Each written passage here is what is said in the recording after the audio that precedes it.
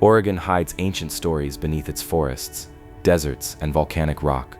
From buried forests locked in stone, to strange stone structures and forgotten travel routes, the land holds traces of people and events far older than written history. These mysteries are quiet, weathered, and often overlooked, waiting in plain sight for those who know where to look. The Lost Blue Bucket Mine. The Lost Blue Bucket Mine is one of those frontier stories that refuses to fade, even after nearly 2 centuries. It does not sit neatly in one canyon or behind a locked gate. Instead, it drifts across Oregon's high desert, carried by half-remembered trails, worn journal pages, and the stubborn hope that something valuable was once found and then lost again. The story usually begins in the 1840s with a man named Stephen Meek. He was a guide, a trapper, and a man who knew just enough about the land to sound convincing. During one of his travels through central and eastern Oregon, Meek claimed he came across gold, not just a few flakes, but ore rich enough to matter. He carried samples in a blue tin bucket, which is where the legend gets its name. He showed the gold to others, enough to prove it was real, but never gave clear directions to where it came from. Some accounts say the find happened during Meek's shortcut across the Oregon high desert, a route that later became known for suffering and death. Families ran out of water, wagons broke down, people argued about which way to go. In that chaos, landmarks blurred together. Others believe Meek found the gold earlier, during trapping trips, and kept the location secret, either out of fear or greed. Over time, the story fractured into many versions, each adding new details, but never enough to solve it. What keeps the legend alive is how realistic it feels. This was a time before good maps, before fixed trails, before anyone truly understood how wide and empty parts of Oregon were. A person could walk for days through land that looked almost the same in every direction. If Meeky marked the spot in his mind instead of on paper, it could easily vanish forever once years passed and memory softened. As word spread, prospectors started searching. They looked everywhere that matched the vague clues. The Ochoco Mountains became a popular target, with their broken ridges and hidden creeks. Others searched the Blue Mountains, thinking the name of the mine itself might be a hint. Some believed it was near the John Day River Basin, where real gold would later be found. A few pushed farther south into the high desert, convinced the mine sat somewhere between dry lake beds and low volcanic hills. The searches were intense at times. Men left jobs, sold land, and followed rumors that came from secondhand stories of secondhand stories. Old journals mention men digging shallow shafts in rocky soil, only to hit nothing but dust and frustration. Hand-drawn maps circulated, most of them copies of copies, with landmarks that no longer made sense. A crooked juniper tree, a split rock, a bend in a creek that may have dried up long ago. There is also the uncomfortable truth that some people likely exaggerated what they saw. Gold fever has a way of stretching facts. A shiny rock can look rich when hope fills the mind. Some historians believe the ore Make it carried was low quality, not enough to support a real mine. Others think it may have come from a known area, but was misunderstood or misrepresented over time. Still, the story did not die. It passed from campfire talk to local history books, then into modern forums and amateur treasure hunts. Even today, people hike into remote parts of Oregon with old notes and printed maps, convinced they are close. The land itself seems to encourage the mystery. Wide skies, quiet valleys, long stretches where you can walk for hours and hear nothing but wind. Standing in these areas, it is easy to understand why the legend stuck. The terrain does not give up its secrets easily. Basalt ridges hide small canyons, soil shifts after heavy rain, fires change the look of hillsides. What might have been visible in the 1840s could now be buried or broken down. There is also the human part of the story. Meek himself was known to exaggerate and to make poor decisions. Some accounts suggest he enjoyed attention and may have let the story grow beyond the truth. Either way, his name became locked to the legend, and every search since has been shaped by how people judge his character. Modern researchers tend to approach the Blue Bucket Mine with caution. They point out that no confirmed physical evidence has ever been found, no tools, no tailings, no clear mine shaft tied directly to the story, and yet they also admit that Oregon still has remote areas that have never been fully surveyed. The door is not fully closed. Today, the places most often linked to the Blue Bucket Mine are quiet and mostly empty. The Ochoco Mountains are still rugged, with forest roads that turn to dirt and then disappear. Parts of the high desert remain open and harsh, with summer heat and winter cold that can catch people off guard. These are not places that welcome casual visitors. There are positives, though. Many of these areas are protected public lands now, You can hike, camp, and explore without fences blocking the way. The landscapes are beautiful in a raw, honest way. Wide views, clean air, and a feeling of distance from modern noise. For people interested in history, the land itself feels like a living document. There are also negatives. Access can be difficult, roads wash out, cell service disappears quickly, weather changes fast, and there is always the risk that searching for something that may never have existed can lead to disappointment. Some areas have been overdug by hopeful treasure hunters, leaving scars on the land. As for my own view, I sit somewhere in the middle. I do not fully believe there is a rich gold mine waiting to be found exactly as the legend describes. Too much time has passed, and too many searches have failed, but I do believe something real sparked the story. A small find, a moment of excitement, a piece of ore that looked better than it was. That is enough to start a legend, especially in a place as uncertain as frontier Oregon. What matters more in the end is not whether the Blue Bucket Mine is real, but what it represents. It captures the fear, hope, and confusion of early travel through Oregon. It reminds us how easily truth can bend when memory and desire mix, and it shows how landscapes can hold stories long after the people who walked them are gone. The present situation is this: there is no marked site, no official location, and no confirmed mine. The land tied to the legend remains mostly wild and unchanged. Positively, it is preserved, quiet, and still open to respectful exploration. Negatively, it offers no clear answers, only questions, and that may be exactly why the lost Blue Bucket Mine continues to matter.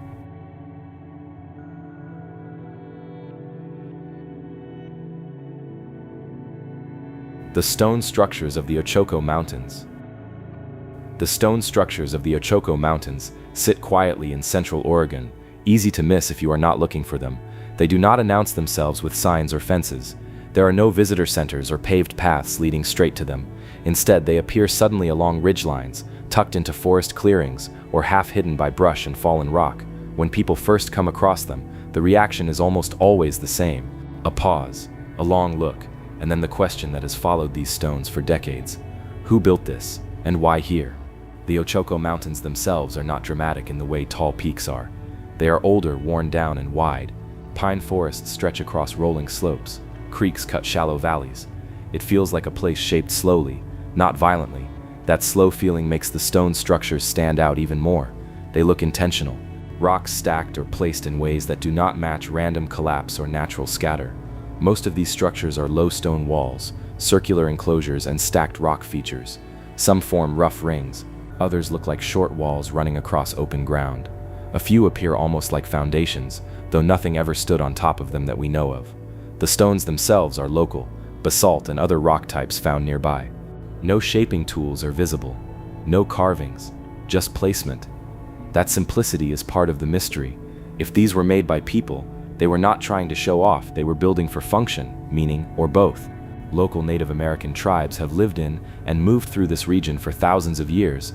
It is reasonable to think some of these structures were made by them, but there are no clear oral histories tied directly to these exact stone sites, at least none that have been widely shared. Some researchers suggest the structures may have been hunting aids. Low walls can guide animals. Circular features could have been used for temporary shelter or food processing. Others believe they had ceremonial meaning. Certain stone circles are placed on high ground with wide views of the land. From these spots, you can see valleys, distant ridges, and the sky stretching endlessly. It is not hard to imagine gatherings there, especially when you stand in silence and feel how still the air can be. There is also a more controversial side to the discussion. Some people believe the structures are much older than local tribes, possibly built by unknown groups long before recorded history in the region. This idea often grows when people notice how weathered the stones look, or how carefully some are placed. However, there is no solid proof to support extreme age claims. No tools, no datable material. That lack of evidence keeps the debate grounded, even when curiosity runs ahead. What is clear is that the structures are not modern. They do not match ranching patterns or fence lines. Early settlers mentioned stone features in the area, already old when they arrived. That alone tells us the stones were here before widespread European settlement. Beyond that, certainty fades. Walking among these structures today feels different from visiting a museum site. There is no script telling you what to think. The forest moves around you. Wind passes through pine needles. Birds move freely. The stones sit low and quiet, not demanding attention but holding it once noticed. You can step around them, trace their lines with your eyes, and still walk away without answers. The condition of the sites today is mixed. Some structures are well preserved simply because they are remote. Few people visit them. Nature has been gentle in places, letting moss grow without pulling stones apart. In other areas, damage is clear. Stones have been moved, stacked differently, or taken. Some visitors rearrange rocks, either out of curiosity or misunderstanding, that causes real harm. Once stones are moved, original patterns are lost forever. Access is both a positive and a negative. On one hand, the remoteness protects the sites. On the other, it makes proper monitoring almost impossible. There are no guards, no regular checks. If someone damages a structure, it may go unnoticed for years. Roads into the Ochoco can be rough. Weather changes quickly. Snow can block access. Summer heat can be intense. These conditions discourage casual tourism, but also make preservation harder. There is also the issue of misunderstanding. Some people approach these sites expecting dramatic ruins. When they find simple stone layouts instead, they dismiss them. Others go too far the opposite way, assigning meanings without evidence. The truth likely sits in between. These structures mattered to someone. They served a purpose, even if we no longer understand it fully. From a modern perspective, the biggest positive is that these sites still exist at all. They survived logging, grazing, fire, and development. They remain part of the land rather than removed and displayed elsewhere. That keeps them connected to their original setting, which matters more than many realize. The negatives are clear as well. There is no clear protection plan. Public awareness is low, and because they are not officially highlighted, they risk slow damage through neglect or curiosity-driven interference. Once stones are moved, history cannot be put back the way it was. My personal view is careful and neutral. I do not believe these structures prove lost civilizations or hidden histories beyond what we already know. But I also do not believe they are meaningless. Someone took time to place these stones. Time matters. Effort matters. In a landscape where survival was not easy, people did not waste energy without reason. The Ochoco stone structures remind us that not all history is loud. Some of it is quiet, low to the ground, and easy to step over without noticing. Their power comes not from size or decoration, but from presence. They ask you to slow down and consider how much human story can exist without written record. The present situation is this: the stone structures are still there, scattered and silent. Positively, they remain mostly untouched and part of a wild landscape. Negatively, they lack protection, clear study, and public understanding. They are vulnerable to time and to people, and for now, they remain what they have always been: stones placed by human hands, holding meaning we can sense but not fully explain.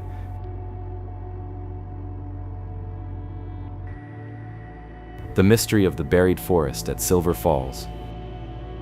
The mystery of the buried forest at Silver Falls does not hit you all at once. It reveals itself slowly, the way this landscape always has. You come for the waterfalls, the green cliffs, the sound of water echoing through the canyon. Then you notice something strange in the rock walls: dark shapes, flat ends of wood, trees that should not be there, frozen inside stone.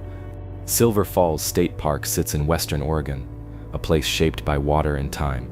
The canyon walls are tall, layered and damp. Waterfalls pour over basalt cliffs like they always have. But inside those cliffs is a story far older than the trails and bridges. Long before people walked here, this place was a living forest. At one time, thousands of years ago, trees grew where the canyon now cuts deep. Tall trees, rooted in soil, part of a normal forest. Then something violent happened. A massive volcanic event nearby sent flows of ash, mud, and debris racing across the land. These were not slow drifts of dust. They were heavy, fast-moving walls that buried everything in their path. The forest did not burn away completely. Instead, it was smothered.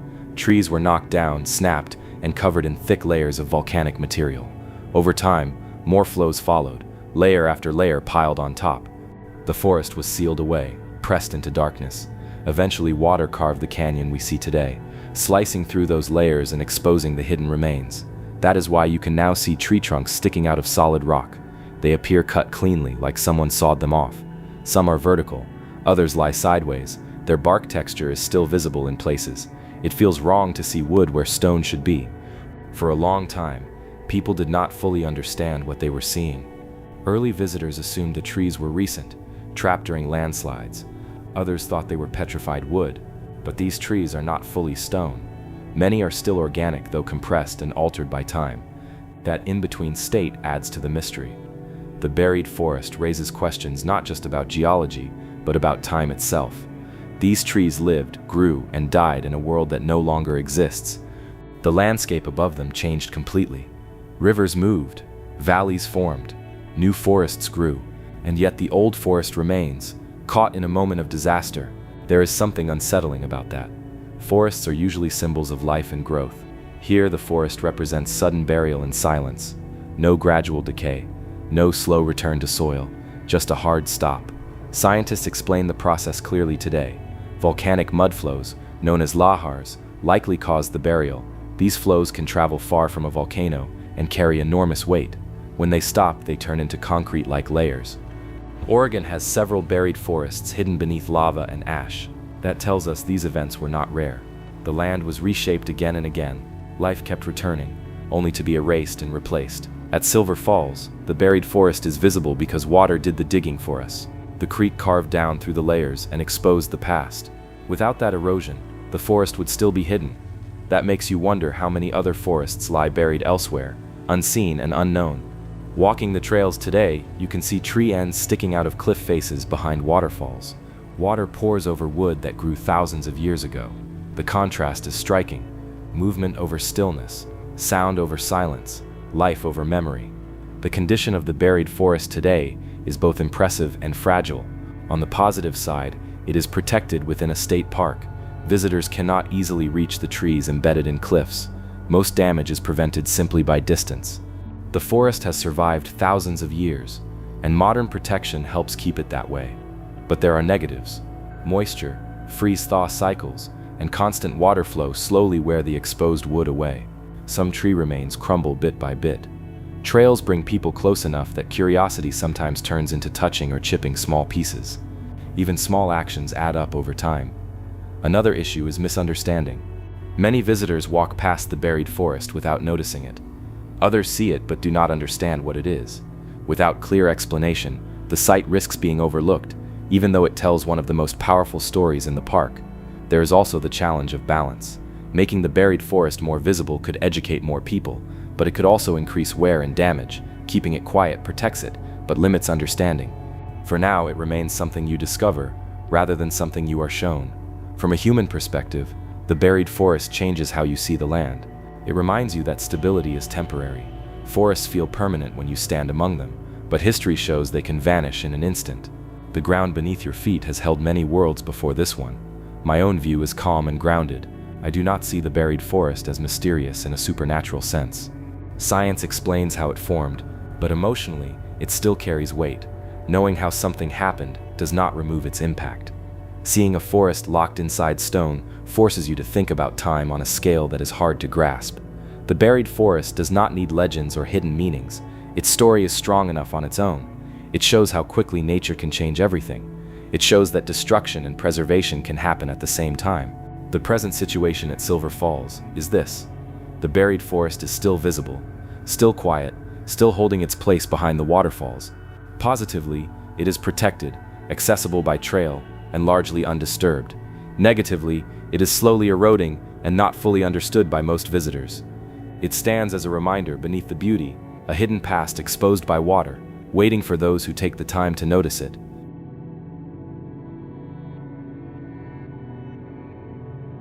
The Jordan Crater's ancient travel routes. The Jordan Crater's ancient travel routes sit in one of the most unforgiving landscapes in Oregon. This is not a place that feels welcoming. Black lava stretches for miles. The ground is sharp, broken, and uneven. There is little shade, little water, and long distances between landmarks. At first glance, it seems like the last place people would choose to travel through, and yet evidence suggests humans crossed this land again and again, long before modern roads ever existed. Jordan Craters lies in southeastern Oregon, shaped by relatively recent volcanic activity. Thick lava flows hardened into rough basalt fields that look almost untouched. Walking here today is slow and tiring. Every step has to be placed carefully. The silence is heavy. Wind moves across the rock, but little else stirs. This harshness is exactly why the idea of ancient travel routes here feels so strange. But when you look closer, patterns begin to appear. Subtle lines through the lava, gaps where rock seems cleared or naturally worn into narrow paths, areas where foot travel feels easier, as if many people once chose the same route. These are not obvious roads. They are faint, almost invisible unless you know what to look for, and that is part of the mystery. For ancient people moving through this region, Jordan Craters was not empty land. It was a barrier that had to be crossed to reach water, hunting grounds, seasonal camps, or trade partners. The lava flows blocked easy movement, forcing travelers to find the safest and least painful paths through the rock. Over time, repeated use would naturally shape preferred routes. Archaeologists believe these paths were part of a larger network that connected distant regions. Obsidian sources, hunting areas, and river valleys were all linked by foot travel. People carried tools, food, and stories across these routes. Even in a place that looks lifeless today, movement was constant. What makes Jordan Craters different is how well the land preserves marks of travel. Lava does not erase footprints the way soil does, but it also does not clearly record them. Instead, travel shows up in indirect ways. Stones moved aside, rock edges smoothed slightly by repeated contact, natural cracks chosen over sharp ridges. These signs are easy to dismiss as natural, but when viewed together, they suggest intention. Some researchers believe cairns once marked parts of these routes. Small stone piles could guide travelers across dangerous stretches, especially during low light or harsh weather. Many of these markers may have collapsed or been scattered over time, but a few questionable stone groupings remain, adding to the debate. There is no single map of these routes. They were likely known through memory and teaching rather than drawn plans. Elders would pass knowledge to younger travelers: which way to go, where to step, where water might still be found after dry seasons. This kind of knowledge was survival. The idea that people repeatedly cross Jordan Craters challenges modern assumptions. Today, most visitors avoid walking far into the lava fields. Even experienced hikers find it exhausting and risky. Sharp rock can tear shoes and skin, heat reflects upward, navigation is difficult, and yet ancient people did not have modern gear. What they did have was experience, patience, and deep understanding of the land. Over time, as modern settlement expanded, these ancient routes faded from use. Wagons avoided lava fields. Roads were built elsewhere. Jordan Craters became a place people passed around rather than through. That isolation helped preserve the traces that remain today. Visiting the area now feels like stepping into stillness. There are no crowds, no signs pointing out history. You have to imagine the movement that once existed. People walking in small groups, stopping to rest, choosing each step carefully, carrying everything they needed on their backs. The condition of the Jordan Craters travel routes today is mixed. On the positive side, the area is remote and protected. Very few people visit, which limits damage. The land remains largely unchanged. The same lava that challenged ancient travelers now protects the story. On the negative side, that same isolation means little formal study. The routes are not clearly documented or marked. Without recognition, they risk being forgotten. Modern visitors sometimes unknowingly disturb possible markers or walk new paths that confuse the old patterns. Even small changes can erase subtle clues. Another issue is perception. Because the routes are not dramatic, many people doubt they exist at all. There are no carved roads or deep tracks. The evidence is quiet and easy to miss. That leads some to dismiss the idea entirely, while others push it too far, seeing patterns everywhere. The truth likely sits between those extremes. Ancient travel routes did exist here, but they were shaped by practicality, not permanence. They shifted slightly with conditions. They were remembered, not built to last forever. Standing in Jordan Craters today, it is easy to feel small. The lava fields stretch out in every direction. The sky feels wide and empty. That feeling helps explain why the routes mattered. Knowing where to walk through this land meant the difference between reaching your destination or turning back injured and exhausted. My own view is balanced. I do not believe Jordan Craters hides some lost highway or forgotten civilization, but I do believe it holds quiet proof of human movement and adaptation. People crossed this land because they had to, and they learned how to do it safely. That knowledge mattered deeply, even if it left only faint marks. What draws me to this story is not mystery for mystery's sake, but respect. Respect for people who understood harsh land without trying to dominate it. They did not reshape the lava. They worked with it. They learned its patterns and moved through it carefully. The present situation at Jordan Craters is simple and fragile. The land remains mostly untouched. Positively, it is preserved, silent, and protected by its own harshness. Negatively, the ancient roots are barely recognized, lightly studied, and easy to damage without meaning to. there are no clear signs telling their story. For now, the Jordan crater's ancient travel routes exist as whispers in stone, paths shaped by feet rather than tools. A reminder that even the most difficult landscapes were once part of human connection, movement, and survival,